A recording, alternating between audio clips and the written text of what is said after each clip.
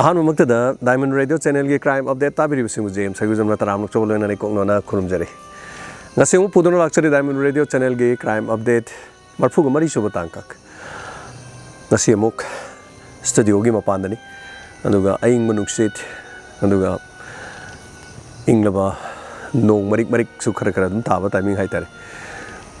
thoromasi soidena magidama ngasigi tangkak semu pujarak pani aduga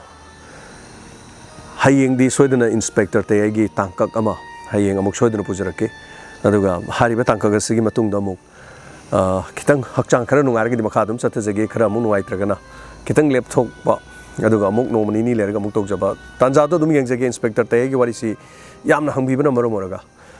ngasigi tangkak ngasi wari se tabir ga dom soidena ngakpi gani wari Angakpa singi manungda Angakpa ma oigani wari se aduga yamna tangwa wari ma haitare domna Thajaba ngambre yengbiu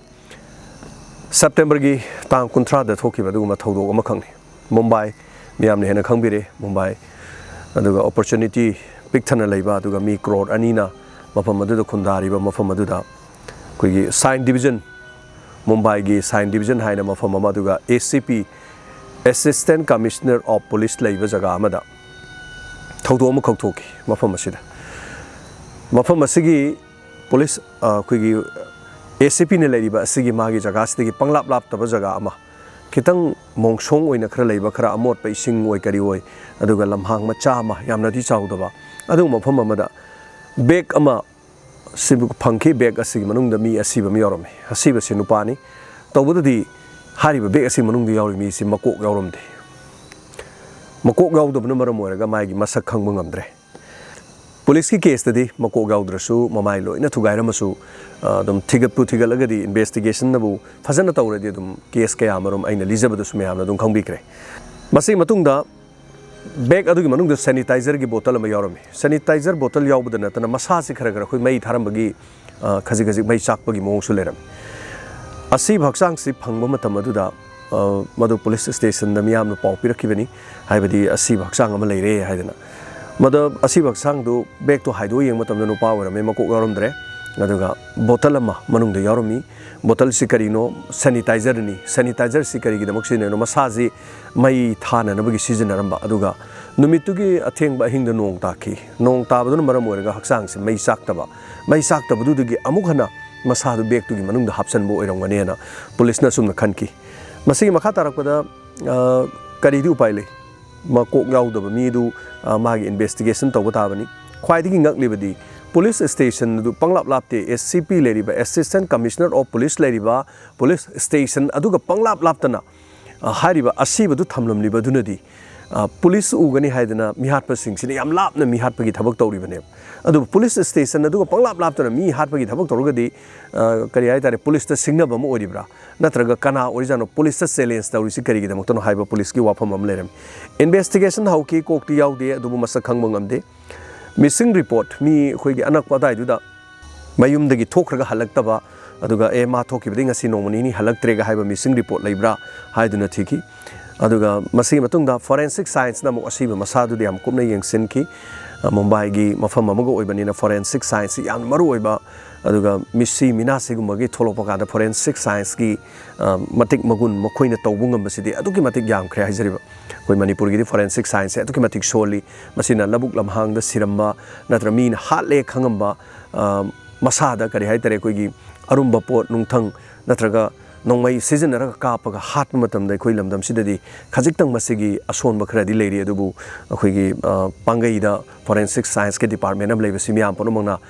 kari no sen khara hena thada biraga adegi center na khara miyeng changbiraga khare hena chawba forensic science ke si matik chaba ma lehelagadi crime ke tholokpa matam da su manipur gi su asigumasi yengsin bina baduga achumba mi hatpa criminal singdo puthokpa yana nan magi damakta miyam pono maki apamba lei police department gi makok thongma kya na phabu wafam sidi dum hari bani adubu forensic science ki siguma darka ler ku matam de koi manipur gi mafam kya da thokpa thodo wa thok singda madugi case file torokpa tangai phada forensic science ki report sing achumba puthokno honaba da khoidi ngamjadabani na leijadabani na matik chajadabani na khoi ayamba Hyderabad ta Kolkata da Guwahati da thabagi thabak siyamna tawri haitare so point amuk laksage forensic science na aina panjari se forensic science kari tobungam ge se postmortem तौद्रिंगै मसादुद forensic science की मकोक याउद्रगसु मीदुगी मकोक कक्थलमगसु मोइगे तौफम थोप कोयेंग Young मतमदा मखोइना खंखि मदुदी खुदांगदा DADA दादा हाइना थारम दादा हाइबसी अखोइगी इथक थोंबा मकोक थोंबा सिंग हाइतारे अखोइसिदसु दादा से हम सिजने अखोइगी लोन दि नते अदुगा दादा हाइब लोन से अखोइ यामदा इनाउ नुपाना इंगोंदा कौबदा दादा कौइ अदुबु खल्लोरि दादा सि इथक थोंबा हाइबनि अमरोमदा दादा हाइबसि इधौदसु दुम सिजने हाइतारे मोइगी लोनददि अमोरे इधौ हाइब ओइरमगदोरिब्रा नत्रगा दादा मयाम हाइबदु ओइगदोरिब्रा नत्र माइ ममिंगसि दादा कौबा मीम ओइदोरिब्रा हाइब वाफमसिनि मसि मतुंगदा पोस्टमॉर्टम तौखि पोस्टमॉर्टम तौर मतुंगदा पुलिसना थिबे याबा थिबदा CCTV रिपोर्ट अमुक हाइतारे पुलिसना अहनबदा इन्वेस्टिगेशन तौकान याम ख्वाइदि मरुइबसि मोइना अयामदा तौरिसि आइडेंटिफिकेशन मीजि आइडेंटिफिकेशन खंगन होना मा क्राइदेनो करिनो कनानो अदु खंग मतुंगदा मोबाइल नंबर दगी मागी last location call details record हाइबसि पुलिस की ख्वाइदि मरुइबा केसिंग सिगुम थोकपा कांदा ख्वाइदि मरुइबनि हाइतारे अदुगा मसिगी मतुंगदा मागी कॉल डिटेल्स रिकॉर्ड तो वारी वताई सानबा अदुगा मागी लास्ट लोकेशन दुन मिसी पुथोंनो भोनबदा पुलिसना ख्वाइदि यामना सिजनबसि हाइजरिबसिंग असि मियामनासु तोंगा क्राइम की तांककसिंग से ताबीबदा सोइदरमकी हेना मियामना हेना सिंगदना लेरबो वाफमनि हाइतारे अदुबु हौजिकी हारिबा मी असि आइडेंटिफिकेशन सि खंगदबनिना दादा हाइबसिदा थीगदौरिसि कनानो दादा कौबा मी मिसिंग रिपोर्ट लेब्रा हाइदुनि यंग मतुंगदा CCTV की फुटेज यंखलकी CCTV की फुटेज पुनमक्सि मफम अदुदि यामना नातै चारमदे अदुबु अनकपदा लेरिबा CCTV की फुटेज सिंग अदु पुलिसने यंगफम थोकपा फजना यंगलमी अदुदा करीमतो उरमदे अदुबु CCTV में लास्ट फुटेज अमुक फंकी मदुदि यामना लापना पुलिस की ACP की क्वार्टर सिना हेड ऑफिस हाइतारे स्टेशन सिना स्वाइदे लेरगा खर संगछलकांदा खरा अमम जगह अमदा CCTV मथकदगी अमखक लेरमे मसिदा CCTV सिना नुमितसिगी सेप्टेम्बर की तांग 19 सिगी नुमिदांग अथेंगबदा car अमखक अदाइदा ngahak khamame ngahak kham matungda ngahak lerga mu masi thaukiram masi matungda CCTV da uriba khoigi CCTV की क्वालिटी सिसु हाइतारे हुजिकांदी HD अदुगा माइ स्टैंडर्ड क्वालिटी से अदगी HD न लेरे अदुगा HD गुमसिना खरा मुक सेंगबनिदो अद हजिक पानारिबा CCTV सिंगसिदी एक्सीडेंट थोय हर गाड़ी मदि सटखरे नत्र पो होराले हरगा मीदुगी मसक सि खंगब ngamdadana CCTV ने तौरसु उन्थोंना साकना लेग्रा पोनेबा हुरालेदी खंगबा मीदुगी ममाइदु खंगमददना हजिक लेरिमे अदु हजिकती CCTV जो खरा अतांगबा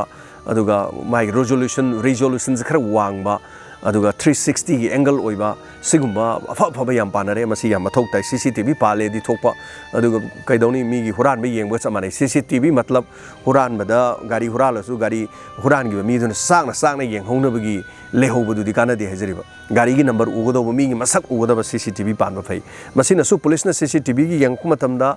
कार असिदा मागी नंबर सि खंगनबा याम कन होनखि ममई थंग अहिबा मुंबई की मफम मयाम हेन खंबिरे मुंबई पुलिस अंगकपनी इंडिया मनुंगदा दुम दिल्ली पुलिस मुंबई पुलिस ममिंग आम लेबो गाक्तनी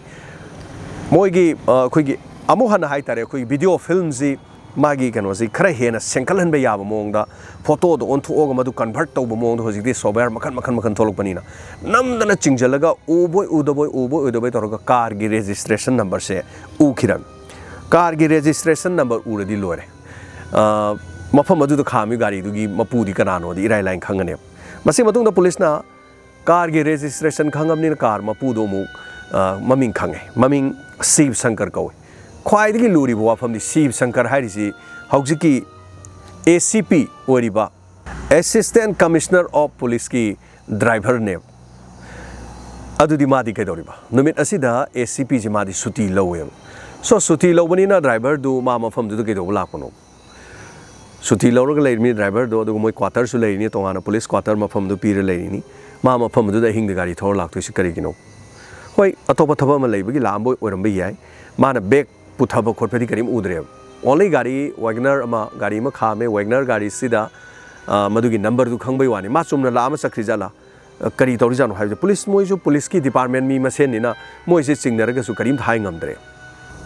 अदुबु वाफम से पुलिस ना इन्वेस्टिगेशन तौबदा मकोक थोंबा सिंगदा वाफम से हाइफेट हाइरमे अदुबु करिगुम्बा अमतो उपाय लेरमथे असोमना डिपार्टमेंट की मी ओइबनिना मखोइनसु थिफम लाफुम खंगमदे करिमता हाइरमम खंगदे अदुबु मागी मोबाइल नंबर दा location येंगो महाकी call details record chingtho ma kari kari toge kana ga wari sanage ma gi last location nate ate yengo adugi matungda mangonda wari saraga hangsi witness hana putho witness hana thiu witness leitringe da mangonda hana khuna takhat kumsi maramdi police department ge sumi oibanina aduga witness layer kana ma takhatsi haiba wafam si makok thong masing na hairami masigi makha tarakda ma gi number kana ga wari sai aduga kari kari kamai tawi haiba si yenga kumatamda mahak wari sariba mahak ki mobile number si da muk police na kanna ma khanghandana ma masada karimta khanghandana investigation am tawre mayam yung ko police ta thajarunu hainari ni police ta marup leite imung manung leite mapam sa leite hainari yo moi punna department du manung da leiri ni adu esa koi police na ma gari thor mane ma to osi da gaina ka su haidi hai ponte police na to ge haradi police ta marup yeng de haibdo seng mani aduna police ki topam thokpu du thamoi seng na dum tawre hai tare aduga hojiki magi mobile number da number am khak yarom atop wari sanaba khotpa te te kahanam te yorom de number am khakti yoromi karam haina da dada na thara ma yorom ngasai siri banu pa du su khudang da forensic science ki team ni yengna dada haina ma ire adurgadi magi phone da su dada na save torsi kana no haina khalami adubu mi ama dada ji yamba aduga mogi dada madhau du su dada haibani na dada mo khoi gi dada lebu maming save tori ra kana khangba haiba ngamanati adubu madugi matang da kupna thijalami aduga hariba number do dada gi number du da police na mu phone tawro haidar ma kok thong mana hairame makha tarak si phone tawre masi makha tarak da dada hariba number du da police na phone tawre phone taw matam da surat to oirame surat mafam mayam khonggire ko sidi surat ni haire adu paibiri si kana no aikanda phone mapu adugi phone mapu du di natte en haire phone mapu du di mumbai de satki sini mahak sigi phone ji paigi de aduga atopa phone paiki sigi phone se sumana di pai bani adu yum da thamami si phone se ma mumbai da thaba ma sakhi ngasi ni humni sure halaktaba hairi adu redi halaktaba som du su dada ko bama siba magi khudang da kari kari thai dada ga thabra thabani dada ko bama mai khudang di ibni hari adu di police na asibam phame mo ko gaw do mi du khudang da su dada ire adu ga di sanare masagi makha tarakpada mangonda police na wa hangaga mahakse wari watai sarasi haina police na lepna khre maram di chummabani na ngasagi phibam si khara chumme magi number da phangiba mobile da phangiba number du gasu aduga khudang da dada ibami aduga mumbai de sakhi haiba wafam du loi chummabani na masi matung da police na magi location mu geng ke haibri ngasagi nupa du taseng na imung du da magi location si kari kari oige haiba wafam si mu geng kanda siri banu pa si tasena mak magi maming si imung du da hangbada zakde dada zakde kau heba dada zakde kaui haiba wafam asini masi matung da machin hangna na bagi da police na koi siba sankar hariba police constable si maji phar ga wahang pahang na bagi order thoe matung da ma phare wahang pahang kan hari samai tawduna nangi phone da samai na yauriba mi si kana no kari no sidi dunia da ne ma ulai parai tawre nang gari sidi da pung mapan makhai da dagi na nang samai khamaga koi gi si manak te lerami si kamai tawno khotpo nang ma thaba ma lakpani khopani yana khona ba dum ulai parai tawduna khomme nate nang na dada hariba miyo se nang na hatpani aduga nang haliba se nangi imung da dada si lerami aduga nang na ma halaga mafam asi dang nang gari thorogo wengra porokpani haibu wafam se hairame matam do ma do ulai parai tawduna dum khumme me dum farak turak tawduna ma ngamna na ba askai no noi haise aiju pama police department da lebani na tasena mak maming satpa criminal ama natamni na haitare adugi matung digi magi nupi monali haiba nupi se mu phagale monali moini muk tonga thame wahang pahange pulap thamdabi da tonga nupi police na mu wahange adagi mapuroi badu mu wahange kamai tawbuno sigi nupa si nui mungda la amra khopa tawde moini gi machin si hangnar kanda aseng bu wafam si nang na mafam asida la ise nang na soidana makki dada haiba mi si halaga nang na mafam su huntok pani nang gi phone da mai number yor mi maram kai gino magi mungda phone tawre numit nini humni gi mamang da mumbai de satki hai hauji phawba yum da halakte yum da halaktri basinadi hariba mi se nang na hat pu oigani matam adu da mahak chen be yatre mahaki nupi desu wa hango matamda mahaki nupi ga maga so singkhum si khara manaramdre masi matung da mani aina hatpane na masi mamai thangda wahang pahang ba police na wahang pahang mudu ma masana maral ja jare nupi du na su moi mungda la mi haiba wafam do dum yare masi gi makha da lai bu wafam di kari no hai kan kari gi da makta dada zagde hariba mi si kari gi da makta dada hariba mi si halibno haiba wafam sini dada hariba nupa si surat gi ni aduga Monali hariba was the Siva Sankarna Lodiba Nupi Surat Tagine. Haibidi Lam Sisap Mani, Moigima from Lam Sisap Mani Haitar. Masi Makatarakoda Nung Tari Masi Makatarakoda Police na Karigam Hatmano Haina Hangota Monali Haribasiga Aduga Dada Haribasi Mokoisi Kun Amata the neighbor, Kungang Amadagini, Surat Kima Pamadagi Mokoisi, being a dilaricta Minerakpa, school Kaminarakpa, Coles Kaminarakpa, Aduma Mioini, Mokoi Tinarapa Mioini sin. Ado the Tinaba Mio Ergan Halisicarino Haganda. Luhong Lavamatungdagi, Magi Machanopi Anilere, Hibadi, Monaligi Macha Anilere, Siv Sankar Mokoinigi, Aduga, Machanopi Anilere Mokoi Saure, Sahitarani Pan Moilo, Masimatam Paravane, Adubu, Sahitarani Pani Mokoine Lere, Pasida. Howziki Dada Hariba Misik, Adam Wari Sane. Kamdori, Kamaitori, Karam, Lely, Koli, my Mapura Sip Sankar Sodum Kangi, Equi Suratagi, Quigi, Dada, Dunia, Dum Wari Sanabanian. Kamdori, Koli, what is it? Sanaba? And they give WhatsApp to message Sanaba, phone the carry the message, take Sedum to Whiter. Matam Queen, Makois, my Sum to Sip Sankar, the Mamit Nabzan. Mahana Mamit. Togonu Madui Tabok to Hagan. Kaino Quakero Kaini, Quibung Singni, Ducarino, none of the Lana, Loridona. What is this, my sum Sanaba? No mind no passing at the Amnungairam dream. Masina Maramor Moenisian, Tatana Kanabaga Shodum Yogre. Kanaba the Natana, Manahari, Makada, Sigi Hek Matung already, Nanga Kainer Pay, Divorce Store Pay again, Haibo of Pomboyore. Adubu Todo and Monali, Kasukalam de Dumapuru, among the Warisan of the Yam Akai to the Warisi Sanaram de. Adubu Nasagi no Madi Sumto Haidana. WhatsApp message Quigi Sip Sankarna, Moini Tanari message Pare. Pabakan the Mokoin Naramba, Wising Sigimatung in a Mokoi Samna Tinavanate, Mokoji Samna Loina Vanate, Mokoini, Aron Marile, Havese, Nupana Kangrem. Masina Maramorkan, the Moini Kane, Kanabadun Maramora Nupizi, Adu de Eichale, Nangna Lana Lauradi, Kashumta Hainavanate, Quidi. Isam Navani, Bungi Panisum Queen, the beginning Corpani and Ma was it the mine high. Amaronda, Nupiji, Mama Pam Sat Crem, Mapam Salaga, Panaquin later. Adubu, Sip Sankarna, Machanupi and Isulatum Nina. A Canade, Nanga Sound of the Hansener Silo, Haraga Muxuko, my Nupis. Kovla would get Tiamaga Haitare. As Matung the Dishi Tona the Nabibani, Yana Yana Navasasilo, Haraga, Kauraga, Nupisi Purisat Crem. Masimatung Purisaka Sakrandadi. Say Sip Sankarna, Hirem.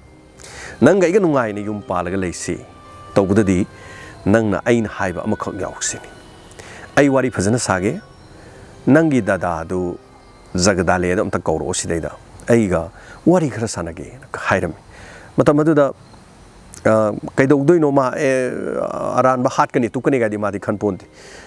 What's Lucinasi Yanaba, Duga Aina Lana Kaliba, Manasu, a Quibun Iram the Bay, Duga Nanga Igalana, Canary Mong sings a Kandanaba, Nang Amuktangi, Mabu Koro, the Warisanasi, Haraga, Nupis in a Monalis in a La O Warisanasi, a Quida Muktan Koiro Haraga Kobani, September Gikuntrasit. Malay Magi Garida, why another station the Chale Lobachale, Sip Sankar Garida, Haraona Toya, the Gisai sing Samine, Numito Ayuk sing Samine Reduga. Numida Waram Yorkan, the Mokoyani, Pami, Matamdu, Masano, Piani, Lesabi, and Elevedu, Taboksa Toki, Mayum the Halakta timing, and the Manung the Monali, Mapanda, Genona Pame, Sip Sankarama di Das Pame, or the Warisane. Nang Pamisikano. Nang Nainu PC, Messes Tanare, Naqueni Lane Marisicarino. Queen a Queen Lady Marisi, Sahi Chumnagi, Sahi. Karagina, the Elohum, Matung say try pan param. See, Mamma, the Gina Queen Nuxina, Galapasina, how Jig Pobanuxination, no any Yapams Carino. I you know, Hido Duto, but I do late, quote him the party of Marame, the man at Tampo, right? Nang to Milo. Nang a same hydrogen, Nang a Pavoy. Nang the key, a Luhumba, a Yumban, a Yumban said the Nang Akai, Pido Marmsicano, tongue, chuck among some tongue Masabi Tinman. I must eat pretty the company. And they Amokas Tinjaliman. Yum to Gano Honavanang, no Queen in Sinabi Marine Maramuraga, Yum to Gano Honavan. What is some Sanarama, the tongue massage Putoreta Tilapone? Matamduda, Monali, among the Gisentore, Marcian Torocanda, Nasagi, Dada do the tongue that he pretty capo the U, the Mazi Kiva, or the Kiva, the Natanamazi, Madu Uru, from the one that took him. Amarum Damu, Dada had the tongue that in the E capo the Mazi Lemai the Tour, Missidi Siramdri. How will I send Medingamdre? Matamudu the Magin, Nupi Monali, Simana, Pamaga Fazana Tangela Pamung the Tame. aduga phamungdagi thamjalaga thogla akanda muk thang masa du pairaga mu tu dunu leiriba dada du dum thang dunu nanga aigi nupi mari leinaba sahi asuk sangji no khoini mari leinaba na thang na sum chak chak chak chak thum thilam loire mi to dum siri masi matungdagi monali haudu eman I leiriba mayam se tei thoksil ona san pilani masi punamak sai na tawrise nanga igagi kaina danaba nangi aigi punsi lambi se kai danaba nei na silis nang kanam ta haidok piar ain honar sin nanga iga kaina nam nate mana maram orga ibanigi punsi lambi sida ayet po oire adorgadi mahak leitragadi nanga iga nungai na santi da palane aduna haukibedun haukre ai amohana nongonda su sigumbo complain ama tawraroi adu sigi wakat ama talaroi nangna mateng pangu I si tai thu harang matai manau sangna I tai thok tana khotana tawre masi matungda machana pi sing laktringai da makhuttu bag ta hap chana na makhut khar kakthat makhong khar kakthat adi makok tu sung sai mana si mangak ta thang thin garam nina thang am buthoroga mangak sam nu kakthat le police na khangdra ma di police oibani na masak tu sungang khangdana bana mai makok tu tonga na thamme matai manau ni toroga moi gi car wagoner ta puraga moi plan tawra thame numidang usale masanu pising moi la moi imung na dum thame du matung dum athieng bada matai manau do tholaga khara jaga ma haksang gi part am hunto khara jaga am haksang gi part khara hunto mamai thang da haksang du mai thadong no bo na gi sanitizer torga aduga nong chu salak pai tare nong makup makup sorok da haksang du mai sa u ya da ba adu mai sa u ya da ni ke dorge bu bag tu manung da hapsala sanitizer zo hapsalaga makok tu no moina mafam tongan bam da lang tho haksang du bag tu lang tho mane wari sitara kari phaubi yambiu magi nupi du mari leina ba nupa mani haidara mana chignaba aduga whatsapp message ta phari du kayamu gamna chumuno haibadi leite sina magi machindagi haidara mana magi confession da police masamang na piba constable masamang na piba mai confession ni aduga magi nupi du na muk haibadi kari haitare thodok pamagadi mari leina ba leite mana chignaba khaktani haibo wafam se hai singnabadagi tholokpo oiraba su mari leina badagi tholokpo oiraga su hat libadu chummibra hatana nupa du da tawdana bagi haibadi kari kai halu rabanina police na thigala kan mazu police oibanina magi imung manung mana magi nupiga nungsinana leirambadu leiminaba phangdana mi halu bagi da makhoi jail da leiba taban adu rabadi makhoi gi macha nupi ani du di kari oigani wafam sini makhoi na tawriba crime du maduna solve natraga solution ama porokadabadi natte masamak police orgadi kariguma thodom thok matamda thoiba thodok tu gi solution ama madugi waroi sinema purukna bohona matamda hat padudi oide asamaksu police oriban asumna police na mo hange dudi makok tu di krai hunto mi ranganda makok tu na swai wai do hunto mane na moi ko na chalaga makok tu khului imung manung do paupi mi asiba masasi da leire adu sumai tobani haidana surat ta leiba imung manung du gi mi du pau pi rakanda imung manung gi mi lakhi tobudadi ngasai monalisu hariba thodok tu da hat pamakti yaudragasu masu mara leire police na magidi kari rai pirakadagi hat pa yaudragasu mi hat pa da loktunaba yauba sisu dum masisu IPC gi section da dum dandi phangningai oi sei ohum dagi ne sei manga hena masu lei adubu mapuroi bana di direct hat pani na mapuroi bana di hena yamani amarom da matai manau ani du jail da leiraga hojik leiri police na makhoi gi mathak ta charge matik chana thangkala kanda kari cherak to ondharakadagi haibo wafam du di ngai minna tari achum khongthang ne na khanbibra kari phaubi ngasi gi wari se tangkak se tabira kanda nupi amana sumna whatsapp ta message tharamada mapuroi bana madubu kauhallaga magi lamda madu da leiba moi mabung sing thokpadu bu kauraga asumna hek hat pasina achumba thodok asigi waroi sin haina adomna khanbibra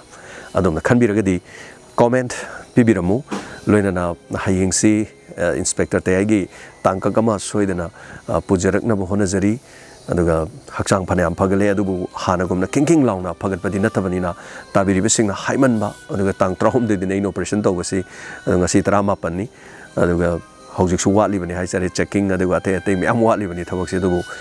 miyam gi thabak tawjabagi isada na budi changdre haibaduni aduga yam nungai banga si crime update se tangkhai yoksal budi nong makup chili goes haidare nong gi marik khikpaga loina na miyam gi damak thorom se tawjare aduga so thagachari ateng ba fawda tabiri ba thorom sida saru ga biri basing aduga adom na comment amam pibiramu so like nambiramu pamdragna dislike nambiramu ngasi damak tadi matang sida crime update loisin jebagi ya luxury Miyeng tabiri besing punom bukbu jem sayu jamna ikok nona kurum jeri.